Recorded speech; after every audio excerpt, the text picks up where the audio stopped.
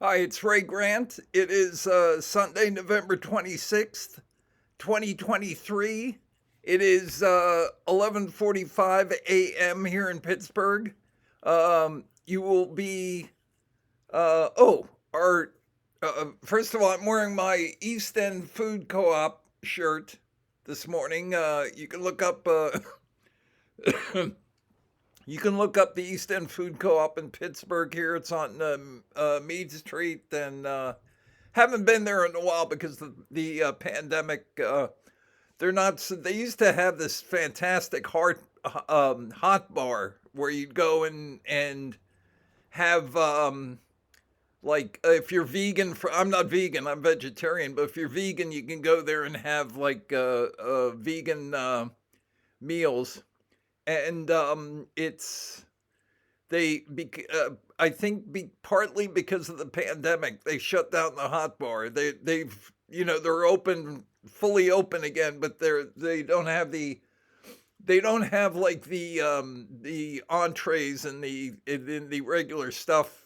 The meal stuff. Now they have like used to have like a buffet there, and now they have a soup bar, which I haven't been to, but I'm sure is also nice. Um, I've noticed from Ned's channel that he now has sponsors. I thought I thought this is not one of my sponsors because I'm actually a co-op member, but I thought I would have a sponsor here. So this episode is brought to you by JTK7IB on Ned's channel. This is the guy that keeps calling me crazy over and over again. Great argumentative technique. Just when you don't like somebody, just keep calling them crazy over and over again. And I'm going to, but Jay will be happy to know that this episode's only going to be about an hour long because I want to watch a Steeler game. Of course, I did that last week, and the Steelers ended up losing. So maybe I should, change my the habits here. Um, anyway, I'm going to discuss uh, Michael O'Hare and several other topics here. I promised that I was going to address the question that was asked by Irish Brummy '02, which has to do with the why Gareth Penn would have accused Michael O'Hare of the Zodiac crimes. Wouldn't that, if he's a co-conspirator, wouldn't that put him at risk? Okay, and the answer to that is no. Basically, let me make a little. I'm going to do this on the big board because I think it's worthy of a larger. Is that? I can never see the. Okay, this is the blue and this is the black. I'll use the blue this time, just to break things up. I'm going to show you something that people wonder why the Zodiac killer case hasn't been solved yet. Okay, I am now going to tell you the actual reason why it hasn't been solved. Okay, and most of the people watching this are not going to accept this reason, but it is the actual reason. So it's this and this. This is almost like if you ever see those. You can go on. You can go online and see these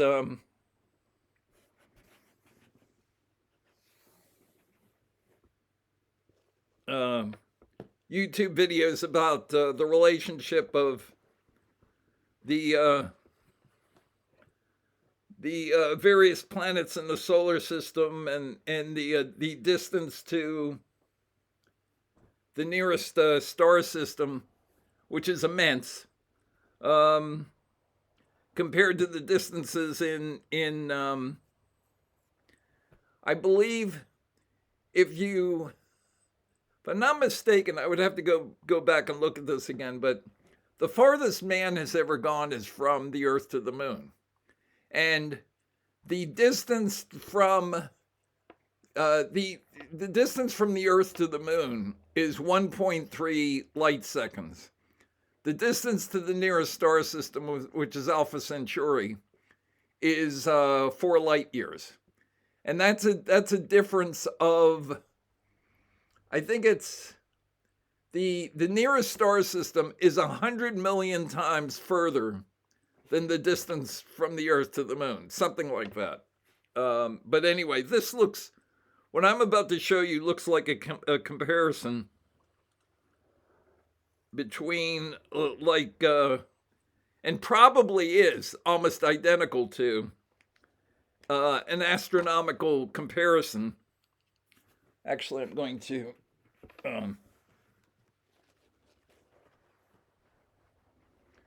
do one of these. Okay. Don't want to make it too small. I don't want to I don't want to insult people here. You know, I'm not about what this guy does, okay? By the way, I wonder if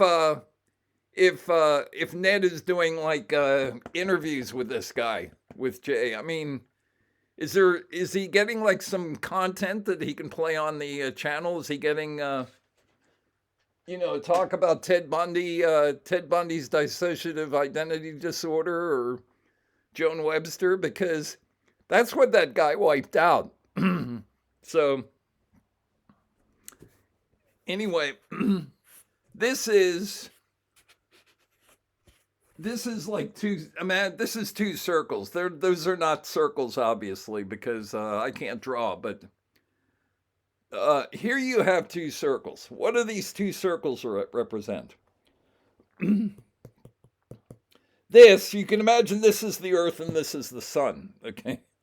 And I think the sun is like 1,000,000 times larger than the Earth, something like that. Anyway, I think you could fit 1,000,000 Earths inside the sun.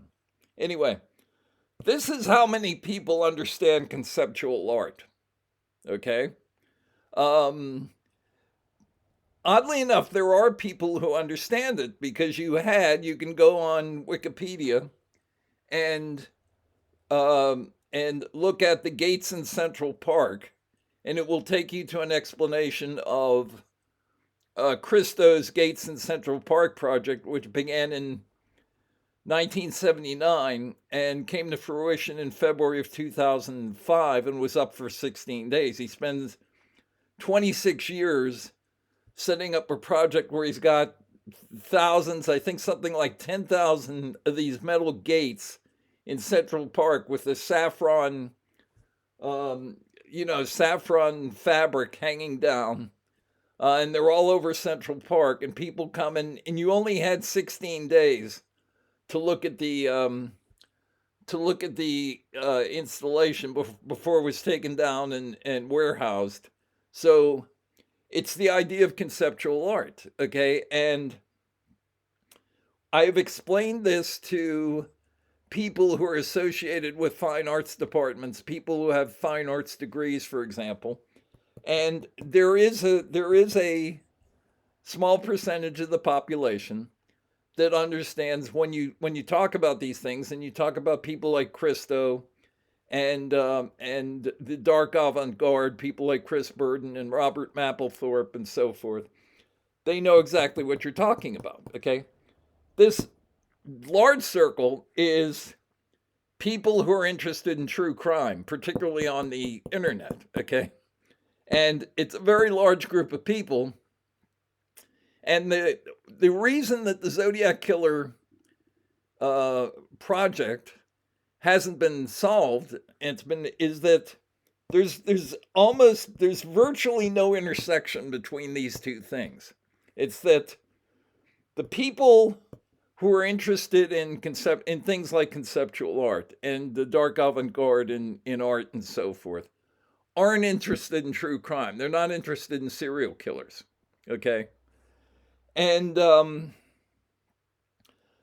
people who are interested in true crime and people like Dennis Rader and Gary Ridgway and so forth, and like to go online and psychoanalyze people that they've never met, and despite the fact that they don't have any sort of psych background and they're anonymous, like Jay, like our friend Jay over here. Um, those people aren't interested in not only are not interested in conceptual art, they have no idea what the hell you're talking about when you bring the subject up. So in the case of the Zodiac killer, you have conceptual artists who created a serial killer as an aspect of pop culture, and the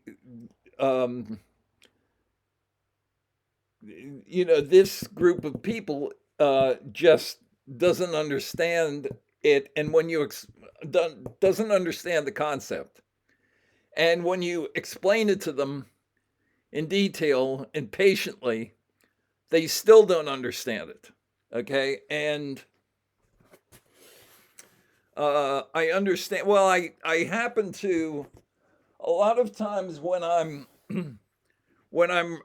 to refresh my page on when I'm using my iPhone, I will refresh it by just clicking on, if I'm on YouTube, the next thing I have next to Ray Grant Zodiac is BBOR. So I will just click on BBOR, and I noticed this morning that one of I think the most recent interview that Ned DeHaan has done was with Mike Rodelli. And I watched like a little bit of that, but not very much. But I happened to just click on that this morning at a time when near the end of the interview, when Ned asked Mike Rodelli, who is the first person I ever talked to about the online Zodiac community. I contacted Mike Rodelli before I contacted Mike Morford, actually, because I had noticed that he was one of the posters on, or appeared to be one of the posters on Morph's private board. I forget exactly how I made the connection there, but it would have been, you could actually see, even though Morph's original board was private, sometimes like little parts of it would show up on the internet, and that's what made me intrigued to get onto the board. And I found out that people were posting. And I've recently done printouts.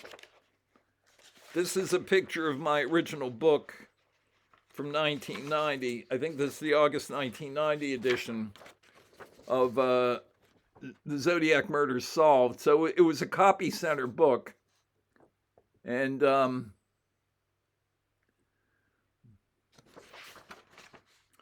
copies of this book are actually the 1991 edition. That would have been the 1990 edition, but the covers were the same.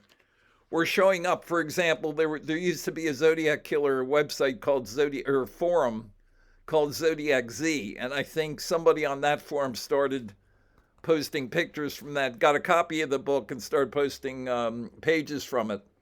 And at any rate, I found out that Mike Rodelli was a fairly prominent online Zodiac researcher. So before I contacted Mike Morford, who is the moderator of his private board, I contacted Mike Rodelli, and I asked him, and so Mike is the first person who I talked to online, in an email about the Zodiac killer case, and myself getting online, which obviously led up to this moment here. So, I mean, Mike was very helpful, and I have great respect for him and for his work. And I also think that even though I don't agree with his conclusions, I think we benefit from some aspects of his work. I think some of the things that he's talked about, about DNA, I think are very helpful, and they're very much worth reading. And Anyway, Ned DeHaan, towards the end of his video, just happened to ask Mike Rodelli, "What do you think of Ray Grant's research?" And Mike said words to the effect of, "Well, it's very complex, and he wasn't that familiar. And to be honest, to be fair, I read Mike's original website, which explained what he believed in detail and why he picked Shel Cavalier because of letters to the editor and so forth, and to the Chronicle, and that was a good idea. I don't think it panned out, but nonetheless, it was a good research idea. It was a good what's the word? What Tom Connor told of South Lake Tahoe PD told me. It's a lead, basically. It's kind of a conceptual lead. You think up something that might lead to the apprehension of a suspect. And for example,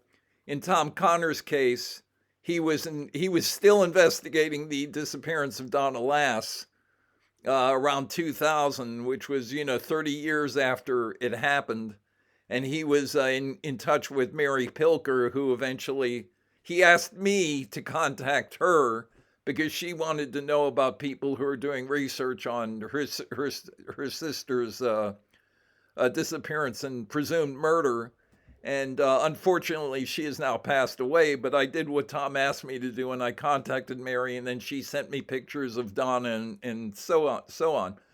But what Tom Connor was doing was he was going back over the records to check arrests for burglary in that general area of the Sahara Hotel, with the idea that somebody who had committed a relatively petty crime could have been like a robbery gone bad or something at the nurses station in the Sahara Hotel, and maybe that's what went wrong, and maybe you could get a link to that. So that's the kind of idea that I'm talking about, where you can get an investigative lead. Okay, so anyway, I think what Mike said is what Mike's idea of checking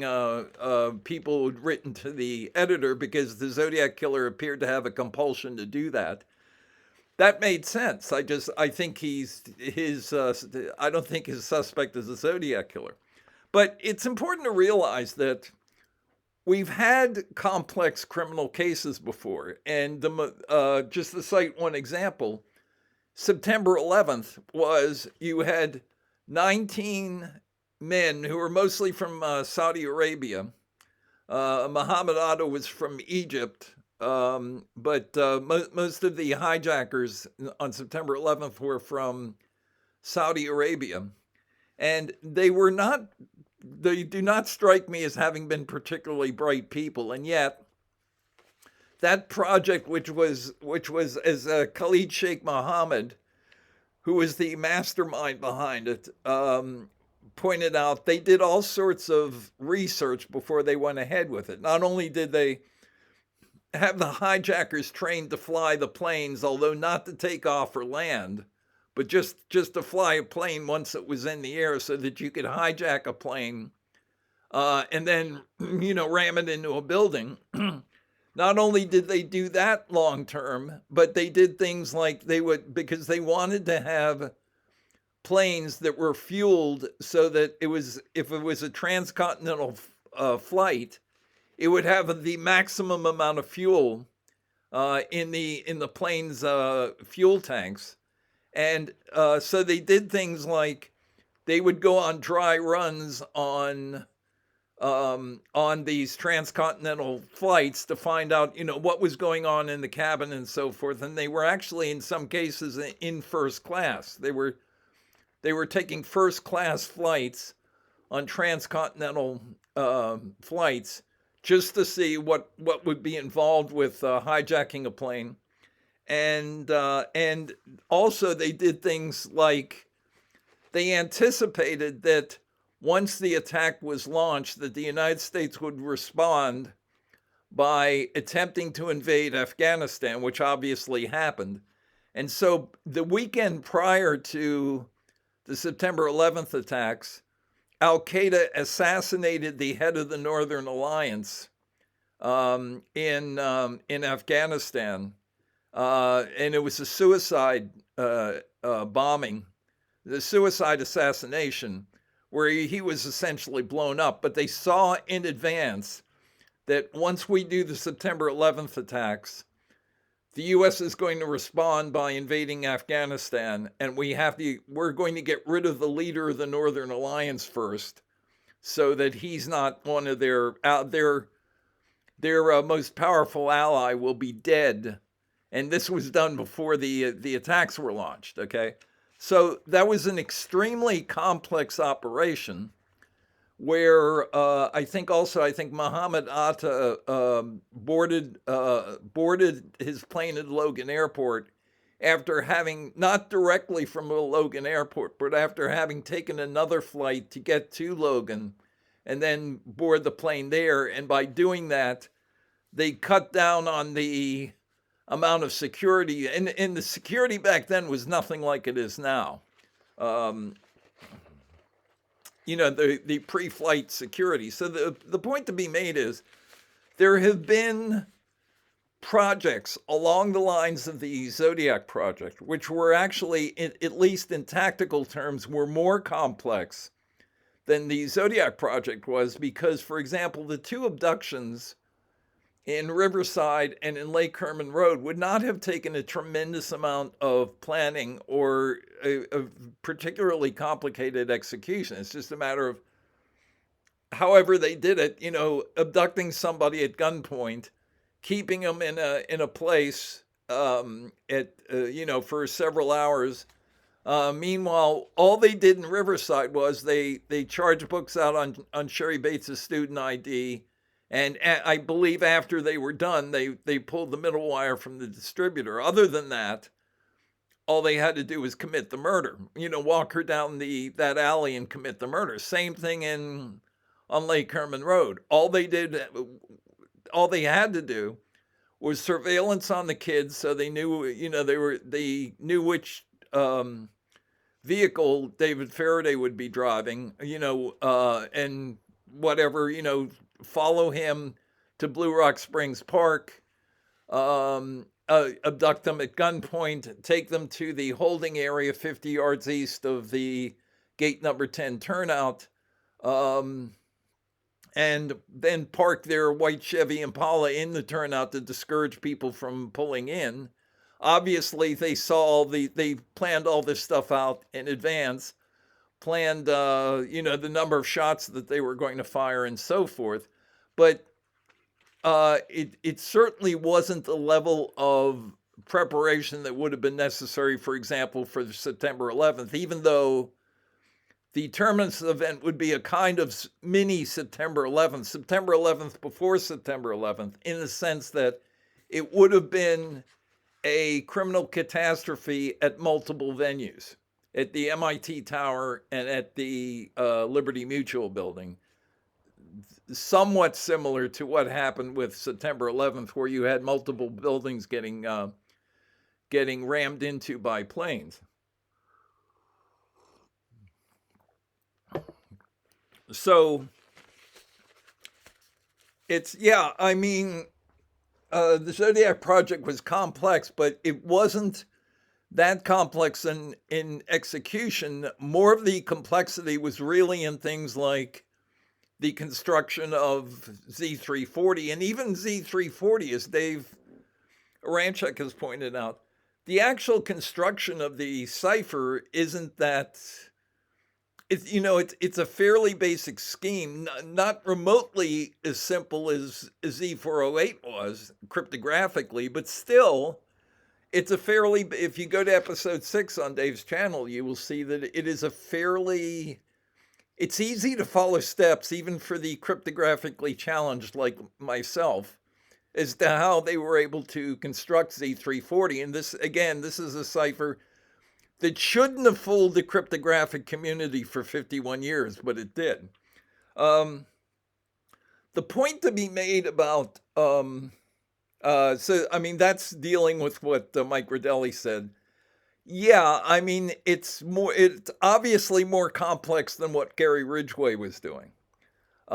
It's other than that, it's not in tactical terms, it is not that complex. Um, I wanted to deal with this issue of how why would Gareth Penn be accusing Michael O'Hare? Wouldn't that put Michael O'Hare at risk? Well, as I just demonstrated with the two circles, no, because I think Gareth Penn realized, and what Ray Grant has found out over the course of the last 34 years, people don't accept the idea that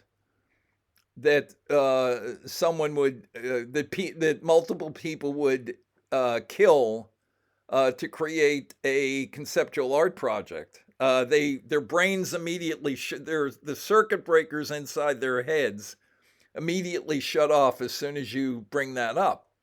Okay, and as a result of that, I think Gareth was fairly confident that he could suggest clues, and essentially what Time 17 is a clue book to the Zodiac Killer Project, that he could do all that without actually endangering Michael O'Hare. Now, the interesting thing about it's kind of like watching professional wrestling. There are people who watch the WWE who don't know that it's simulated. Okay. There are people who actually believe that these two wrestlers are feuding with each other, and this character used to be a bad guy, now he's a good guy, and vice versa, and all of that's real. I mean, there's a percentage of the population who actually believes that. I think most people who watch the WWE realize that it's scripted, and that so it's a similar type of an idea where, let me show you my printer just ran out of ink, but before it did that, I was able to print out some illustrations from my book, and I will show you. This, by the way, is what the cover of the Mensa Bulletin. Look, that's the, oops, I have the actual magazine upstairs, but it's the July-August 1985 issue of the Mensa Bulletin, which contained Gareth Penn's article, The Calculus of Evil. But anyway, inside, is this it? Oh, okay. This is page 31 from Time 17. And basically what this is Gareth Penn explaining, and the first thing that the Pittsburgh police asked me when I told them that Gareth Penn was involved with Michael O'Hare and so forth was, well, how is or when the original accusation was made, the question they asked was, well, how is the original connection made to Michael O'Hare? And on page 31 of Time 17, Gareth talks about going into the Napa City and County Library, consulted the reference section for biographical directories of artists and so forth. He decided that because the Zodiac Killer created a radian on, there was apexed on Mount Diablo in the Bay Area, that was the sort of thing that a conceptual artist might do. So he decided to look up names in a biographical dictionary of conceptual artists. And the odd thing is that if you look at this page from page 31, Gareth points out that he spent several years as a reference librarian. It's the first thing he says on the page. He says, I had worked for 7 years as a reference librarian. And he has a degree in library science from Cal Berkeley. Okay. So a reference librarian, if he's citing a book, will mention the title, will mention the year of publication, will mention the publishing house. This is just standard procedure, right? I mean, most intelligent researchers will do that. They will, if I'm citing a book, I will say, whatever, Times 17, Foxglove Press, which was Gareth's private imprint, and the year was 1987. Okay, so wouldn't you expect a reference librarian to have all that information on this page? But he doesn't. He doesn't tell you what the title of the directory was. He doesn't give you a year. He doesn't give you a publishing house. But he says that he found Berta Margulies in one of the directories, and that Berta Margulies mentioned her son, not her husband, but her son in her abstract. And the reason that was that it was that Michael O'Hare's name stuck out to Gareth is that all of the venues in the Bay Area had some connection to water. You've heard this already. I don't need to elaborate on it. And Michael O'Hare's initials were MHOH, Michael Henry O'Hare. So HOH is the chemical sequence of the water molecule. So that was the idea. In 1990, or possibly in 89, but I think in 90, when I was actually writing my book, I contacted the Napa City and County Library and found out that this directory doesn't exist. Actually, I did that. I did it back in 1988, come to think of it, because I had confronted Gareth about this. Why don't you cite the book where you found Michael O'Hare's name? You would think that would be the most significant information that you would have in the entire book. And again, in the letter that Gareth eventually sent back to me, he said it was the Directory of American Artists. Still no publishing house, still no year of publication. And when I contacted the Napa City and County Library, and Ed Neal did the same research, so I guess great minds think alike. Although Ed did it almost 10 years after I did it. So, but Ed had the same idea, which is, let's make sure that book is there, and that book isn't there.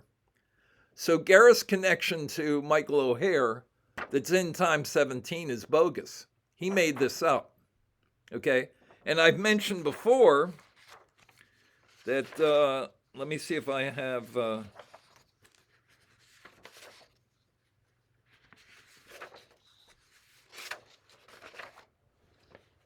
this, by the way, is Ross Garachi's favorite part of my videos. Oh, here it is, okay. This is this was sent to me by USGS back in 1989 after I came back from Boston. And what it is it's the USGS benchmark data for BM9 in downtown Boston. I talked about this in the last video. And as you can see, let me see what yeah. As you can see, it says, and they re-leveled. So I don't know. I'm not sure which of these is. I would. It's not important which of these is the right one. I'm just pointing out that it's I mean, it is significant, but they're both on the same data page. So. As I think you can probably see, it doesn't say Greyhound Bus Terminal. It says Liberty Mutual Benchmark. You could not, Gareth says that BM9 in downtown Boston is at the Greyhound bus station. You could not make that mistake by accident. You could only do it on purpose, because the only way that you could find out what the only way you could find out the information on the data on benchmark 9 would be to contact USGS, and then USGS would send you the data sheet, which I just showed you. So Gareth purposely misdirected about what BM9 mine was. He purposely lied about what the benchmark was for reasons of his own. Okay, it's, in other words, Gareth didn't make a connection to Michael O'Hare by going into a library and checking the reference material in the Napa City and County Library. He already knew who Michael O'Hare was because they were already conspirators in the Zodiac Project.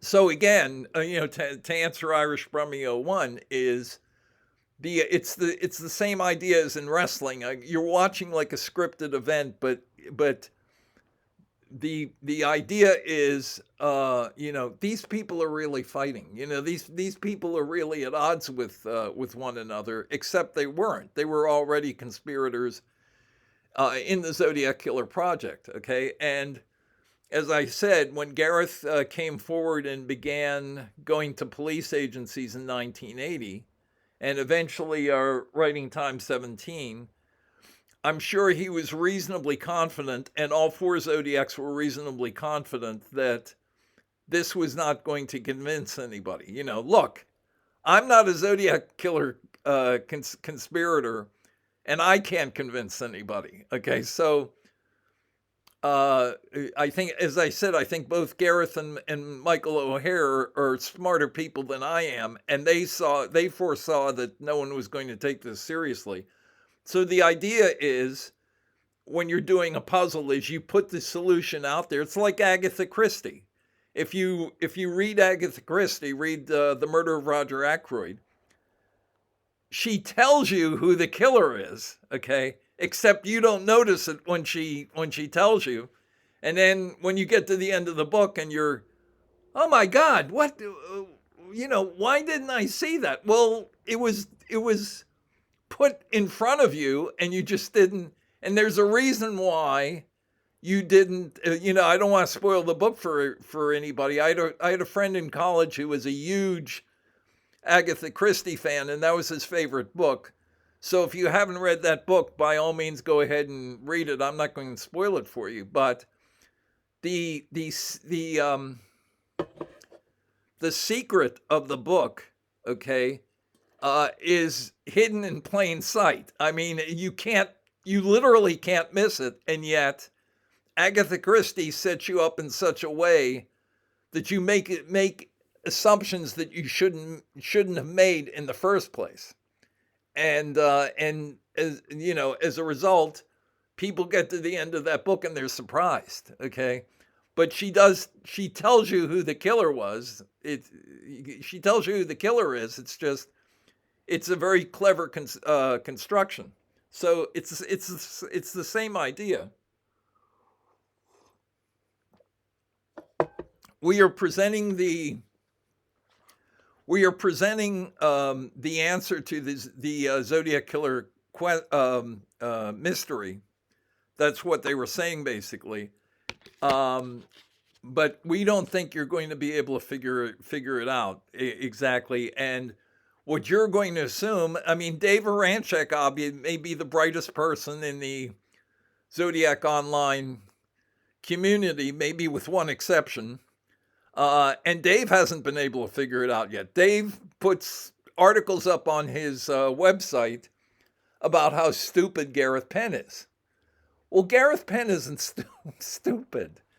Gareth Penn is smarter than I am. I think he is probably smarter than Dave is. And Gareth knows that these strings that he cites in Time 17 the cryptographic strings he cites are too short to be valid. Okay. He's not stupid. Okay. He's doing all of that stuff on purpose. And he's asking you to figure out that he's doing all this for a reason, and it's to put out the information about that will solve the Zodiac killer case, but without actually saying, "Hey, this is what I'm doing." Now, I'm going to cite an example from the again in answer to what Irish Brummy asked. Oh, Irish Brummy 01 asked me. I'm going to cite an example of this process happening online. Okay, on Tom Voigt's original archive message board, this whole idea of Michael O'Hare and Gareth Penn somehow being in cahoots was discussed openly. Okay, here's what we're going to do. I'm going to walk you through the process, and all you have to do is follow it. You go online, you get your web browser, and you go to Google Web Archive. Okay, and that takes you to the, can you see that? That takes you to the Wayback Machine. So you click on the Wayback Machine, and now you enter zodiackiller.com. It's Tom Voigt's state-of-the-art website about the Zodiac killer case.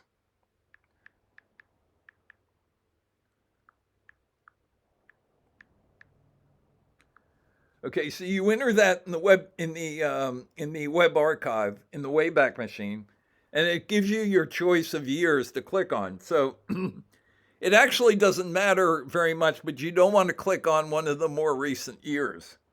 So you will go back. Let's go back to because I think at some point Tom actually took the original archive message board down. So let's click on, I got online in 2010, so let's click on that. And let's go to January 2nd of 2010 and click on, or touch in this case, the time. And is this going to work? Okay, all right, message board. Just hit message board and try this again. Oh, okay. And you get your choice of which message board to hit on. And one of your choices is the original archive message board, which was from, it says 2001 to 2004. It was actually earlier than that. It was more like, I'm guessing, 98, 99. There was the Google Groups forum, which Mike Butterfield and Doug Oswell used to post on. And then, if I'm not mistaken, the second forum available was the original archive message board. So you click on that, and it gives you your choice of things like general Zodiac discussion, definite Zodiac victims, David Faraday and Betty Lou Jensen, and other possible Zodiac victims. And one of the choices on that list is other Zodiac suspects. So we're going to click on that, or in this case, touch it. So you hit on other Zodiac suspects, and what you get is this list of threads on that part of the board. And two of the threads that we want to look at are a thread called O'Hare email address. And down, that's the, let's see, 1, 2, 3, 4, that's the fifth thread from the top. And then further down, there's another thread called the writings of Michael O'Hare. Okay, so I can look at both. I'm just going to look at one, and you can do your own research. But let's hit on O'Hare email address. Okay. And Okay. So what they're talking about in O'Hare email address is for some 2 years now, the email address Zodiac 38 has been listed to Michael O'Hare of Brookline, O'Hare's former city of residence. As this is an obvious reference to Penn's theory, has anyone ever questioned O'Hare about it? Okay. And then they go on and they talk about Michael O'Hare. Can anyone tell me anything about O'Hare? Birth date or age would be good.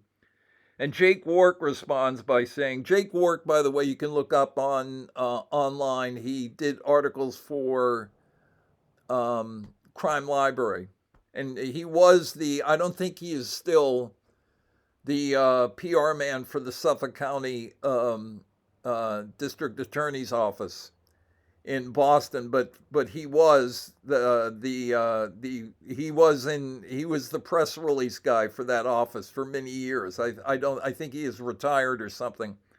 And I've tried to get in touch with him, but he doesn't respond to any of my communiques. Anyway, Jake Work says he was born in New York in 1943, apparently destined for greatness. He attended a nationally respected high school, that's the Bronx High School of Science. Got 2 degrees from Harvard. Well, he got more than 2 degrees, Jake. Taught there and at MIT. He was at MIT from 71 until 79. Taught at Harvard from, I think, 1981 until I got him kicked out in late 1990, and I think he was perhaps still a lecturer there in the winter semester of 91, and served in Massachusetts state government. Now he's on the West Coast teaching public policy and nuclear waste management. Okay.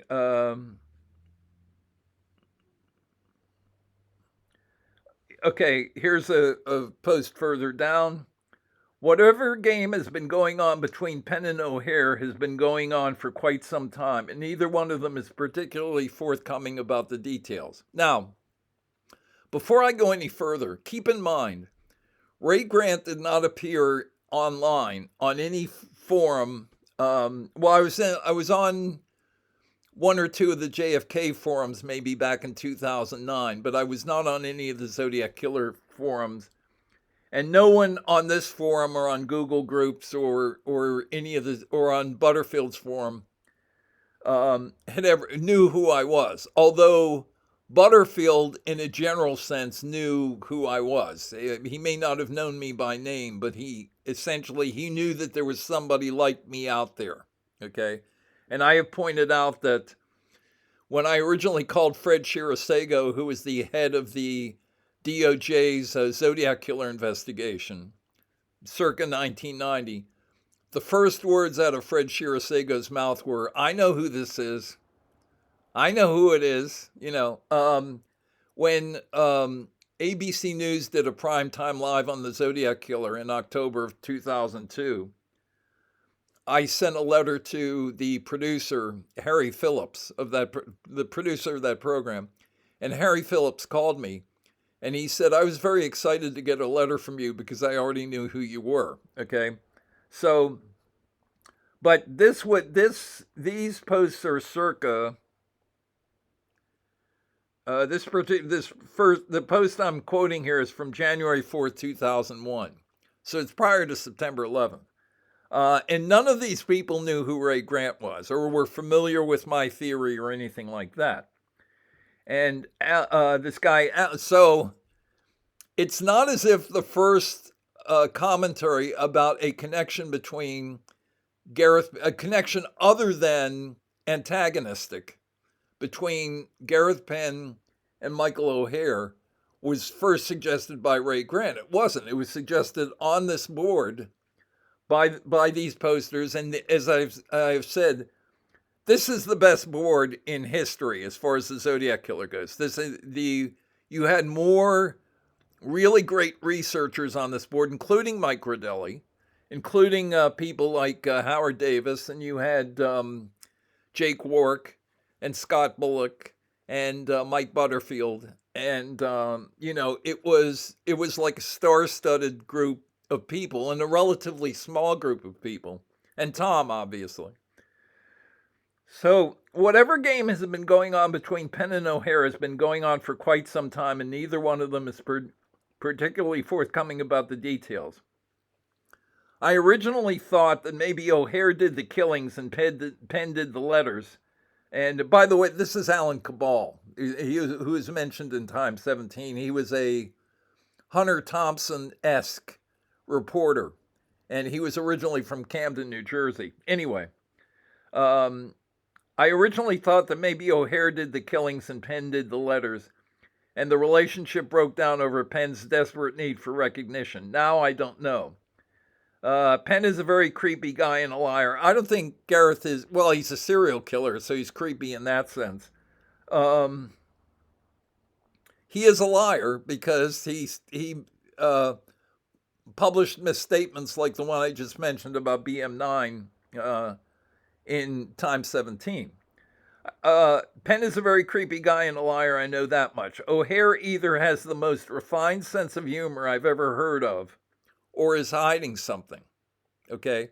And Ned DeHaan has come out and said, during our interview, and prior to that, that obviously Michael O'Hare is lying about not knowing who I am, for the simple reason that he must have known who I was, because he mentioned me out of the blue to Mike Butterfield. He knew who I was before Butterfield knew who I was.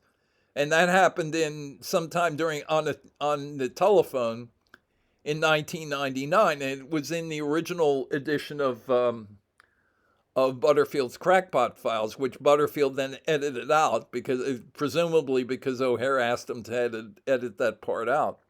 And Ned DeHaan then said, "Well, I thought he kind of denied knowing you just to kind of like get rid of me too." But I would have, if I had had the chance, I would have corrected Ned about that, because O'Hare has done that in emails to colleagues. When I emailed colleagues with links to my book and links to my website, he claimed to his academic colleagues that he didn't know who I was. Okay. Anyway, I'm Alan Cabal, and Penn's account of his encounter with me in Time 17 is very nearly a complete fabrication. Okay. And then Ed Neal says to Alan Cabal, "I agree with you about Penn's and O'Hare's game, and I think it's been going on a lot longer than they claim. They allegedly first met in 1990 or something like that. I'm not sure what Ed is talking about there. I believe it started back in the 1960s, and I have speculated privately with other investigators as to the nature of their pre-Time 17 relationship. But like you, I really have no idea." And, okay, this goes on. It's basically, if you go to this message board on, as I said, you can, I think it's only available now on the web archive, but I walked you through how to get to it. You will see more about, in other words, these are people. I should probably, before I pull away from that,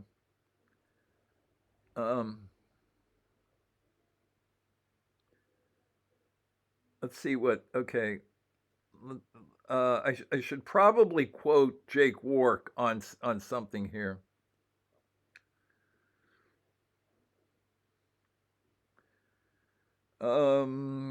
Okay. Oh, okay. Alan Cabal says, "So what's the consensus on O'Hare? World's most advanced sense of humor, hiding something, or what? He's definitely the most interesting character in this mix for my money. Why is he putting up with it? He even seems to play with it." Okay.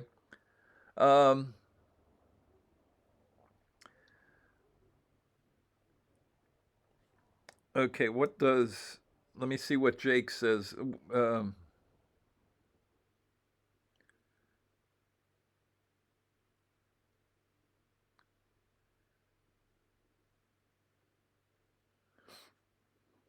okay, Jake Work says, unfortunately, I have no time frame for Michael O'Hare's Westford travels. He admits to working for ADL in San Francisco. Yes. Please stop perpetuating this myth that Michael O'Hare was not working in San Francisco during the Zodiac period. He was. He was working at the Arthur D. Little office on Stevenson Street, and I have that directly from people who were in the office at the time.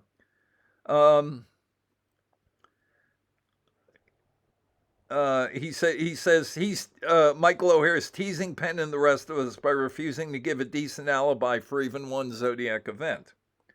Um, then Doug Oswald says, I've heard rumors that Michael O'Hare was suspected in a Massachusetts murder case at one time. He's talking about Joan Webster. Okay, Jake Wark. Okay. In a recent paper on trust in government for a Berkeley class, Michael O'Hare wrote about a hypothetical situation in which a wild-eyed character with a knife demands your car keys. He is certainly informed enough about the case by now to recall the Berryessa murder, and I don't see this as anything but an overt reference to that incident. Now, Penn calls this passage an admission of guilt. It fits a pattern that, to my eyes, only developed after Michael O'Hare was targeted as a suspect. I don't think it's evidence of guilt, but it's evidence of something odd. Okay, and then he says Gregory Praxis, who is Mike Butterfield, who has spoken to O'Hare several times, says that O'Hare couldn't care less about Penn, that he denies baiting him. But there have been a few examples of hard to miss Pennisms in later Michael O'Hare literature that indicate otherwise to me. Okay, in other words, several people on this thread believe that something was going on between Michael O'Hare and Gareth Penn, and it wasn't strictly antagonistic. Okay, the point I would like to make here is that I've said before that Zodiac hobbyists on message boards have a couple of serious problems. The first problem is they don't understand the case. I have walked you through the Riverside events, the Lake Herman Road events, aspects of some of the other events, which they are in complete denial about. You figure it out. For some reason, they believe that Sherry Bates was in the RCC library the night she was murdered. Okay, I don't know how much. I'm not sure how much more evidence there could be for her not being in the library than a police department did a reenactment that didn't turn up her presence in the library. Okay, and also the fact that she was high on everybody's radar. Everybody was, she was a very pretty girl. She was outgoing. Everybody liked her, and she had already made a significant impact on RCC in the 2 months that she was there as a freshman. And she had friends in the library that night. Okay, and if she had charged books out on her student ID, wouldn't the librarian have remembered charging the books out? Okay, I don't know how much further you can go into proof on that score. Basically, the entire Zodiac online community is denying what appears to be an overwhelming fact, which is that Sherry Bates was not in the RCC library the night she was murdered, and if she wasn't, then somebody else charged books out on her ID. And there are other problems. There's her stomach contents. There's the condition her car was left in.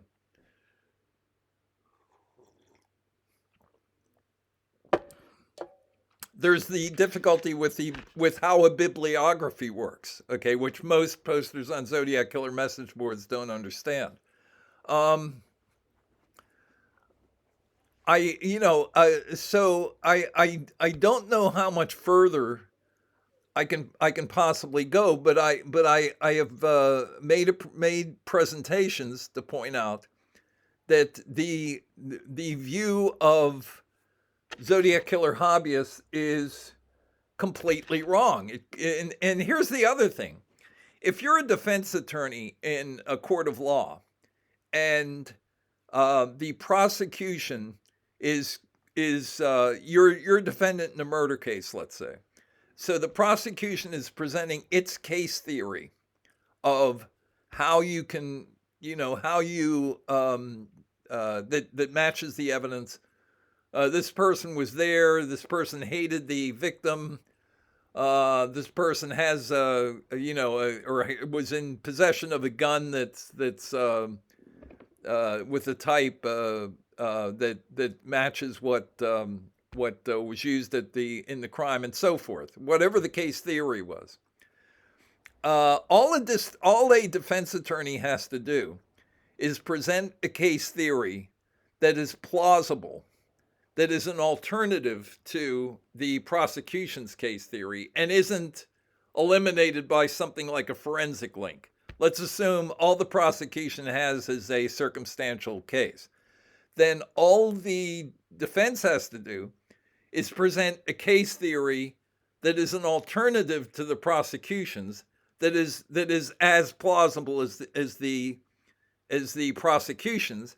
And I have asked over and over and over and over and over again for the people who have called me names and have opposed me, on message boards, to present a case theory of Riverside, of Lake Herman Road, which walks me through the events and explains things such as the presence of the white Chevy Impala in the turnout, and other of the weird events that took place that night and that took place in the Sherry Bates murder, and they can't do it. Okay, explain the ballistics of the gate number 10 turnout. You won't hear anything from them. Okay, they can't do it. Actually, the only way they can do it is by suggesting that things that are criminology 101 somehow don't apply to this case. Yeah, Sherry Bates had too much food in her stomach, but maybe she had some kind of weird gastrointestinal condition. Okay. What about okay. Betty Lou Jensen had GSR on her back after it appears she would have been further than 3 feet from the gun, but maybe the bullet carried the GSR, and then the GSR hopped off before it got to the actual wound. Okay. The fingerprints in Presidio Heights eliminate a lot of people like Arthur Lee Allen, but maybe they're not the Zodiac killer's prints. Has that ever occurred to you? Okay, so, and by the way, if they're not the Zodiac killer's prints, you're never going to find out who the Zodiac killer was, because there's no Zodiac DNA. And if the prints don't match, how are you ever going to identify somebody? Here's the other problem, which is it's getting pretty close to game time now. Here's the other problem. People have a misconception about how serial killers are caught. For example, Ted Bundy was not caught when he... Ted Bundy wasn't caught when he, because he was killing somebody and the police jumped out from behind, from behind an enclosure and caught him in the act. Ted Bundy was caught because he behaved incongruously. When he was stopped, by a state trooper in the suburbs of Salt Lake City, he could have survived that. I mean, he even having not having had forced the state trooper to chase him, he could have said he was freaked out or what have you. And even if he had been arrested for possession of burglary tools, that wouldn't have made him a suspect in the Carol Duranch kidnapping. What made him a suspect was the fact that when the state trooper stopped him and he looked at the car, the front passenger side seat had been taken up off of its moorings and laid on the back seat of the VW Beetle, such that there was just an empty space where the front passenger seat was. And the state trooper thought that was odd, and he mentioned it in his report. And then a detective from another agency said, "Wait a minute, we have a victim of an aggravated kidnapping," and she said that the thing that she noticed is that the guy who kidnapped her, his car, the front passenger seat was missing. And all of that led to Ted Bundy, basically going to jail and having he should have just stayed where he was, but he broke out of jail, went to Florida and everything else, and ended up being executed. If Ted Bundy does not have this incongruous thing, this odd thing of having his front passenger seat missing when the state trooper looked at him, he probably would have gotten away with even being stopped by flagged down by the state police. Same thing with, what's another example? Another example would be John Wayne Gacy was not a suspect in the disappearance of a kid who had been interviewed by him for a job, but Gacy happened to show up at the police station in the middle of the night with mud all over him, and that created suspicion. Dennis Rader was caught because he sent police a floppy disk, and he didn't realize that when you erase something from a floppy disk, you're not actually erasing it. It just goes into an area of the disk where it can be used again, but it's not wiped off the disk. And when the police checked it, they found that there was a reference to the Christ Lutheran Church and a man named Dennis who was on the church council, and they found out that Dennis Rader drove a black Jeep Cherokee, which is what was seen on the surveillance camera when BTK apparently left some material in a parking lot, and then they checked them against his daughter's DNA, and they found that there was a close match to DNA that had been left at a crime scene. Very quickly, just in case I don't get to this in a further video, since I'm talking about Michael O'Hare. Michael O'Hare creates an artificial angle of 117 degrees. You will note that there is a shadow on this side of a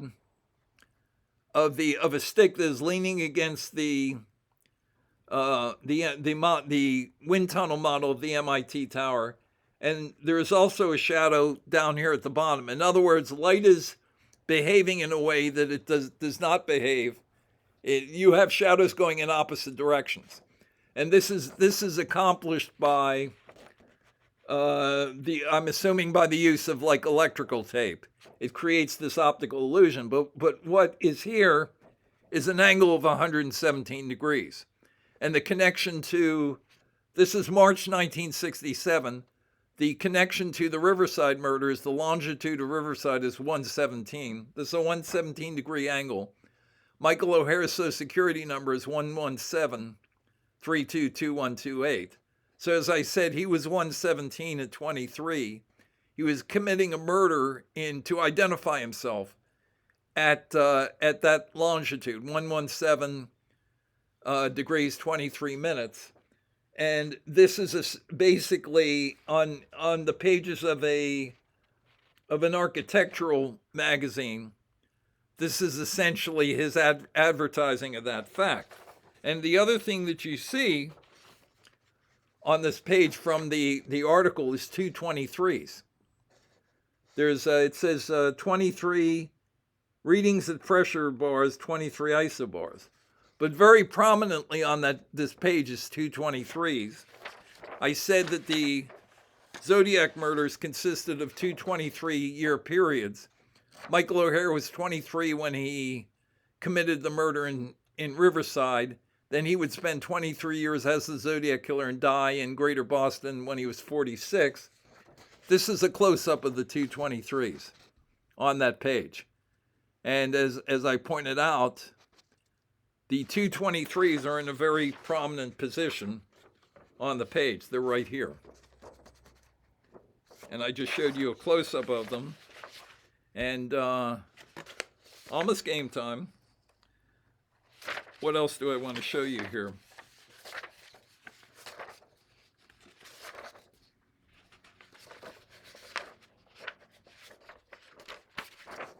(1222) the California Nevada border. Just that's apropos of nothing, but this is the Lindbergh kidnapper. This was his, if you like the cross circle on the Zodiac letters, this was the Lindbergh kidnapper's symbol. Okay, so this is another example of the Zodiac killers copying what other killers had done. I've already shown you the terminus triangle. And I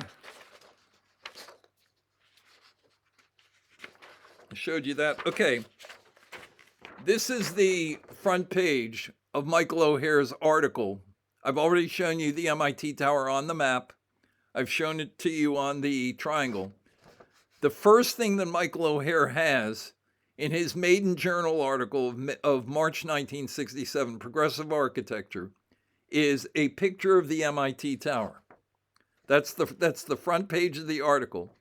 And the title of the article is Wind Whistles Through MIT Tower. And as I said, if you had a blast in the center of the MIT Tower, wind would then whistle through the MIT Tower. But look at those first two words. It's an acrostic. It's wind whistles. W is the 23rd letter of the alphabet, okay? So Michael O'Hare finds a way to get two W's, which is two 23s. At the beginning, this is the first thing out of his mouth as a professional architect. It's his maiden journal article. The first words out of his mouth are two 23s. Okay? Again, another example, as I pointed out with his license plate, it's another example of his hiding in plain sight, of his showing you things, showing you connections to the Zodiac killer case, which no one is going to notice, okay? But except in retrospect. In retrospect, once he commits the terminus event, people are going to be able to look back and see where he was making references to it.